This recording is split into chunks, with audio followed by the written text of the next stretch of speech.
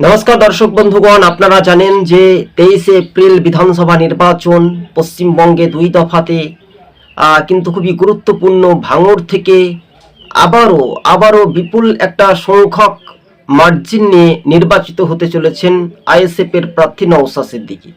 আর সেই আসনটায় তৃণমূলের প্রার্থী শওকত মোল্লা জিততে পারবে তো? আসলে কিন্তু পারবে না।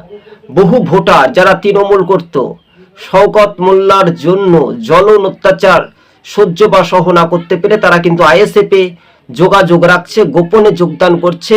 তারা কিন্তু ক্যামেরার সামনে যদি না আসতে পারে, তারা কিন্তু একেবারে ভোট বাক্সে ভোট দেবে। তাই শওকত মোল্লার বিরুদ্ধে মানুষ আজকাল গর্জে উঠছে। দর্শক বন্ধুগণ, কথাটা বুঝতে পারছেন যে 2026-এর যে নির্বাচনে দুই সংখ্যালঘু জেলা উত্তর চব্বিশ পরগনা, দক্ষিণ চব্বিশ পরগনা, এই দুই জেলার মার্জিনটা যদি তৃণমূলের কমে যায়, তাহলে সরকার থেকে পতন ঘটছে। একদিকে মুর্শিদাবাদ তৃণমূল একেবারে খালি হাতে ফিরতে পারে। কিন্তু এবার শেষ পর্যন্ত কি হয় ভাঙড় ক্যানিং? ভাঙড়ে বিপুল ভোটে পরাজিত হবেন শওকত মোল্লা।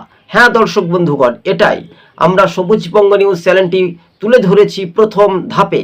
তাই আপনারা আমাদের চ্যানেলটি ভালো লাগলে শেয়ার করে পাশে থাকবেন। আজকে ছিল এই পর্যন্ত প্রতিবেদন। হাজার হাজার ভোটার আইএসএফে যোগদান করছেন, তবে তৃণমূলের অহংকারের পতন ঘটবে। তাই শওকত মোল্লার বিরুদ্ধেই গর্জে উঠেছে ভাঙড়বাসী।